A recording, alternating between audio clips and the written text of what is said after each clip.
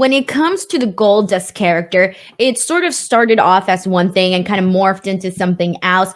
What was the initial pitch? Like, what was your reaction when the Goldust character was presented to you? Like, what did you think it was going to be, and when and why did it morph into something different?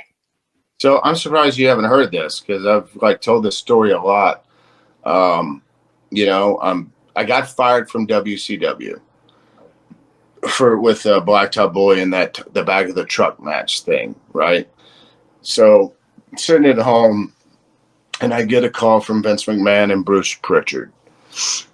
And Vince says, "Are you sitting down?" And I said, "Yes." He said, "I have this character I want to run by you." So he started explaining it, and he kept using the word androgynous. And I'm a young man. I didn't know what the hell that meant, right? So I'm just kind of listening to him, and I'm agreeing, and I would love to do this. And, we started pitching some ideas with the look and things. And, he's saying all these things, but I'm still just really focused on that word he threw out. So we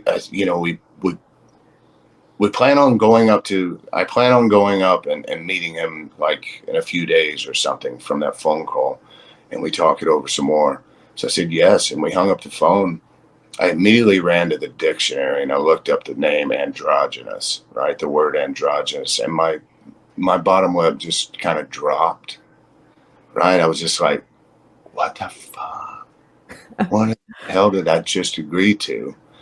And I sat there for a good 10 minutes, and I'm thinking to myself, I can't do this. Yeah, you can. I can't. It was an internal battle fighting it. And finally, I just said, you know what? Let's go for it. Maybe this is the opportunity I needed. WWE is huge at WWF at that time. They weren't doing very well in the early 90s. 94, 95 was like a bad year for them. So they brought me in, and we put it all together. And I went out and did it and just kind of grew the character. And it took about 6 months before it clicked by me doing something that was outside of my box, right? So that's what worked. And once it worked, I ran with it, man. And I didn't give a shit. Let's go. Let's make some money. Let's draw some houses. Let's have some fun. And it was great. I learned a lot from it. And, yeah, so. Because you had, as Goldust, you had all of these like mannerisms and the way that you would do the breath and just all of the way you spoke. Everything about Goldust, like you mentioned, was outside of the box. How did you like study anybody or anything in particular to like really, really embrace the character? No, Vince was very hands-on with me in the promo work at the beginning. And he really brought out the voice, how he liked it, right? And the remember the name, which I later turned to you will never forget the name, all that kind of stuff. But they still both work, right? So, but the breathing thing just kind of, it came to me. And I was just like trying to make these words and think this character's very sensual, weird, out there type person. So I was just trying to think, how can I get this right? And then I thought about the breathing technique and the bite at the end of it, and it worked.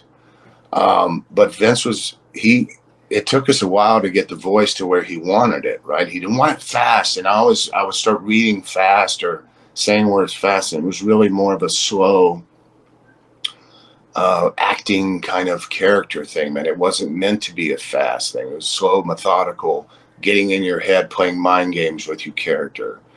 And it took me a while to understand that, right? And as it does everybody else, it takes a while before it clicks and kind of gets over. And it was just awesome that he was there hands-on with it. And me being, in front of Vince McMahon, he's another godlike figure, father-like figure. It was very daunting and scary. And, he wanted it his way. And it's like, yes, sir. Yes, sir. I'm trying here, man. Let's figure it out. Right? But you're nervous. It's like cutting a promo in front of your dad, the greatest promo guy in my mind, in the history. And I'm trying to cut a promo, and I can't even cut promos way back then. And, when I was young, I was like trying to figure out how to cut a promo. It was freaking terrible. I didn't know how to watch Dad do it. I'm like, why isn't it that easy for me? Well, it just wasn't.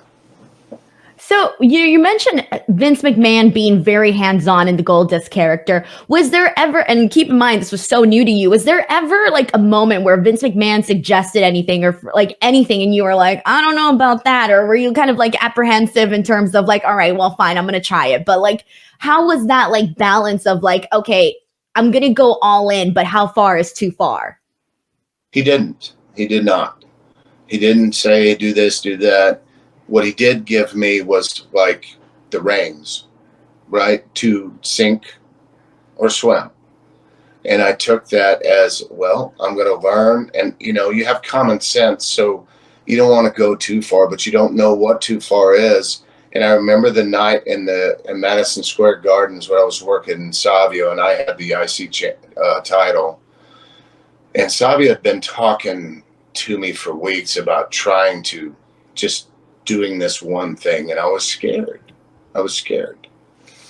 And the Garden, this is when Vince, this was early, this was when Vince would go, and it was a house show.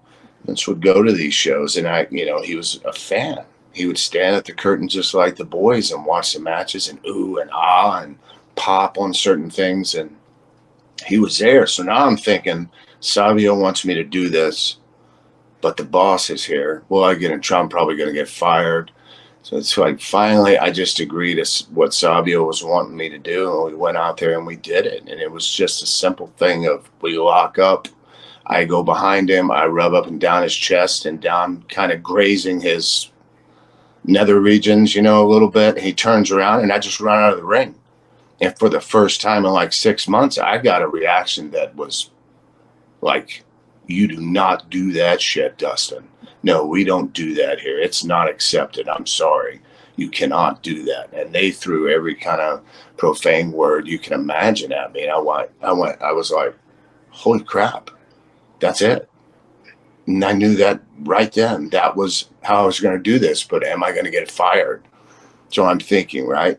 And that reaction, and we went in and we did it again. We did another kind of goofy spot like that, and they reacted the same way. And I'm like, this is easy now. Now we got him. But it took me a while to figure that out, right? Then I came back to and I wasn't used to those bodysuits yet. They were very hot. I lost a lot of water weight with those things. So I'm trying to get out of this bodysuit. Vince walks over, and I always have to get help getting out of it. Not anymore. And he walks over to me. Hey, that was some good shit. How about you go back out there and get some heat on Savio and we'll bring it back next month. And I'm just like, okay, yes, sir. He was he didn't win the title, but he was in the corner. He had my belt up. I got out of there, right? And I ran in the ring and I'm like, what do I do? Right? So I just ran up there and I gave him a nut shot him off of the ropes, hit him with the title. They booed, we brought it back the next month and had another match. And it was special. Vince believed in me, whether it was a rib, whether it wasn't, he gave me the reins to make it work.